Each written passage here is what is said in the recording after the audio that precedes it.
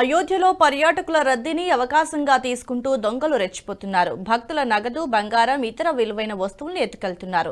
కరీంనగర్కి చెందిన కొందరు భక్తులు ఇటీవలే రామ్లల్లాను దర్శించుకునేందుకు అయోధ్యకి వెళ్లగా వారిలోని ఒక మహిళ వద్ద బంగారాన్ని దొంగలు చోరీ చేసినట్టుగా తెలుస్తోంది. ఇక బాధితురాలు పోలీసులకి ఫిర్యాదు చేసింది. ఇప్పటి వరకు 60 మంది మహిళల మంగళసూత్రాలు చోరీకి గురైనట్టుగా అక్కడి పోలీసులు చెబుతున్నారు.